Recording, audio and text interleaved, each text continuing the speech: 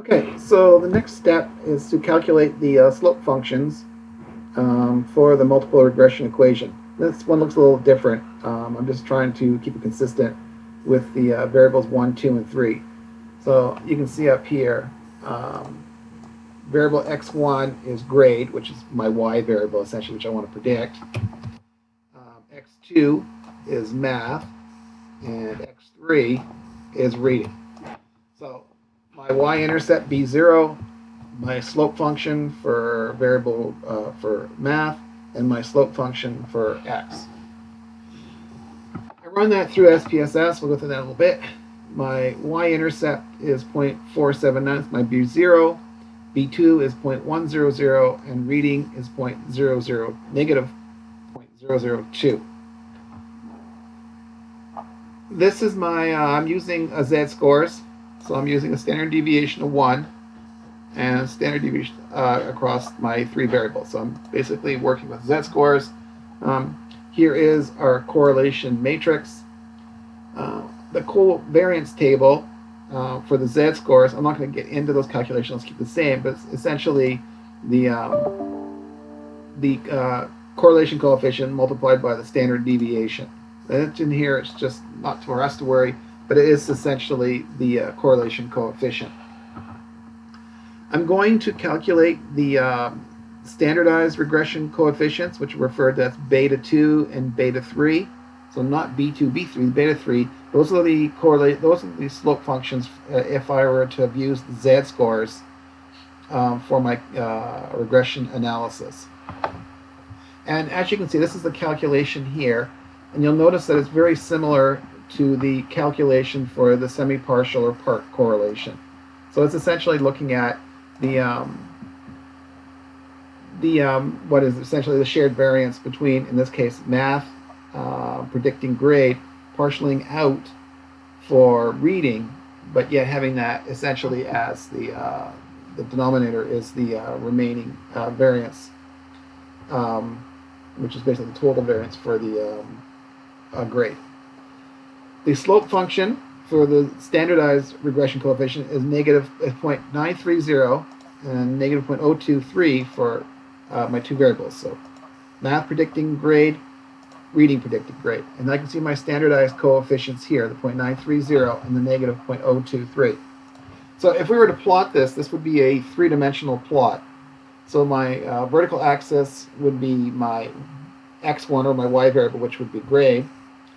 The x-axis as we know it would be the horizontal axis, which would be math. And then there would be an axis that comes out basically at us. So that'd be the 3rd dimension. So it basically it's like a cube function, and the 3rd axis is the one that is horizontal, but instead of it being left to right, it's forward to back to make it a 3-dimensional space. So with simple regression with just 2 variables, it's a 2-dimensional plane, and my best fitting line is a straight line. In multiple regression, when I've got 2 independent variables, so I've got here's my my y variable or x1 here. The regression equation is not a line, but it's actually in a sense a sheet. So it's like a sheet of paper. So it's a 3-dimensional sheet of paper that predicts it, and and it'll have a sheet. It won't curve, but it'll just be a straight, flat sheet of paper. It'll be tilted in different directions in 3-dimensional space, and that's what we have conceptually when we have our regression model. And as we can see, the calculation of standardized coefficients essentially uses the root from the semi-partial or part correlation, or R-squared. To convert my standardized regression slope functions, which are based on the z-scores, to slope functions that use the actual values for variable x2, or all 3 variables, the actual values, I take the slope function beta 2 here and take the standard deviation for grade divided by the standard deviation for math. And that will give me my slope function here for math predicting grade.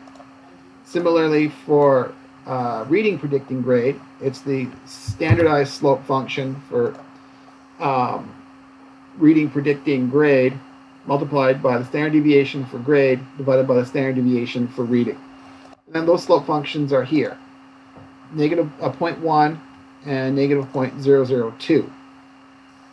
The y-intercept, when I use the actual values, is the mean of grade minus the slope function for math and grade multiplied by the mean for math minus the slope function for reading predicting grade multiplied by the average for a reading. I do that calculation, I get a slope function of 0.479. And as I can see, my standardized coefficients here, 0.479 here for the y-intercept, 0.1 for the slope function for math predicting grade, and the slope function for reading predicting grade. And those slope functions are, as you can see, derived from a formula that's very close to the semi-partial or part correlation coefficient. The final piece is I want to get my my r squared from my regression equation. Okay, so this gets a little funky. I need my means and my standard deviations. That's what I use to calculate my y-intercepts and my slope functions. Here are the standardized beta functions here for math and reading here, and here are my correlation matrices, or my correlations, grade and math, grade and reading, and math and reading. What I want to do is I want to take the slope function and multiply it by the correlation coefficient. So 0.93 times by 0.912 gives me 0.848. Negative 0.023 multiplied by 0.676 gives me negative 0.016. And similarly here, it's redundant here. So it's negative 0.930 times by 0.930 times by 0.912, and similarly down here. Now in here, in the blue area, this one will be 0.93 times by negative 0.023 times by 0.7 or times by 1. So 0.930, sorry, I'll do this one here. 0.930 times by 1 times by 0.930, which gives me 0.864. The bottom one here is 0.930 times by 0.753 times by negative 0.023. Here, negative 0.023 times by 0.753 times by 0.93. So I'm multiplying the coefficients by the correlation. In terms of doing this, now these are of the form in terms of the quadrants. Here's quadrant A, just has one value. Quadrant C here, which has an element of redundancy. And then I have quadrant B. So quadrant C here, the bottom C, the A is 1, the bottom C is 0.832, mirrored. Top C is 0.832, it's mirrored, it's the same. And this area in here is 0.832. The correlation coefficient for the regression equation is my C, 0.832, over the square root of AB, which is the 1 and the 0.832, which is basically the square root of 0.832. My R is equal to 0.912. There's the R for the regression model, and my R squared is 0.832. You can follow the equations in here if you kind of like if you embed in the if you go in here, you can see where the calculations are coming from to calculate the R and the R squared. I can look at it slightly differently. If I go back to my slides,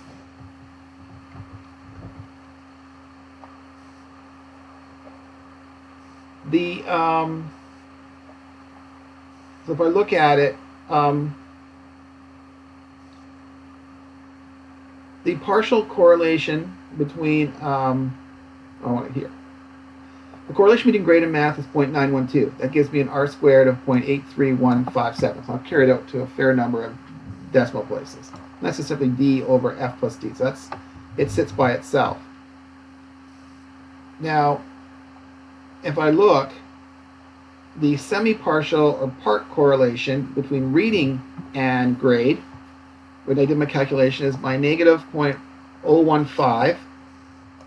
So I can see here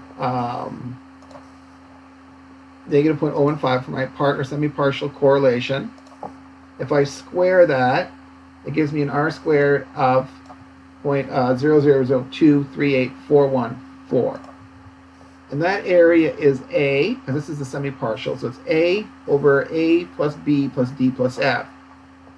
That's what that area represents. That's just unique. If I take the R squared for the correlation between reading and math of 0.831573, add to it the semi-partial correlation for reading predicting grade, or reading and the correlation between reading and grade, that gives me an R squared of 0.831811.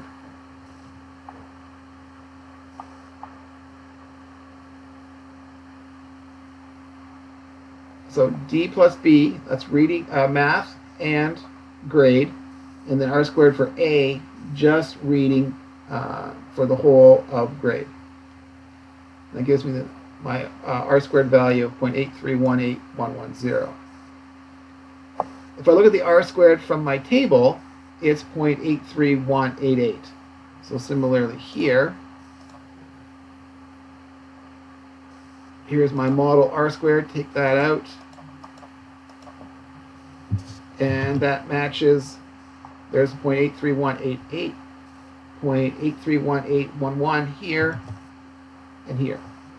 So what I'm looking at is, in terms of the best fitting model, I've got basically math is, it explains almost all of it, and I'm using basically the R squared for math, that correlation R squared 0.912 squared, it gives me that value, and then I add in terms of just the R squared. So I'm kind of like, the regression equation, the slope functions take into consideration the unique contribution. But the R squared is a slightly different beast.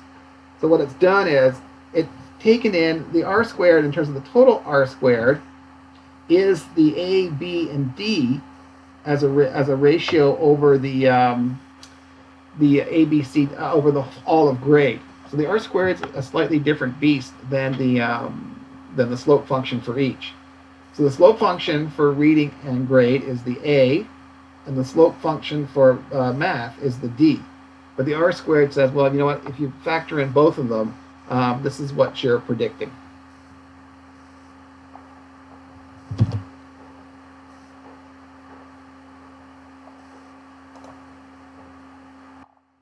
And that is an explanation of how multiple regression. I know it is confusing, and what we'll do is we'll walk through a number of examples.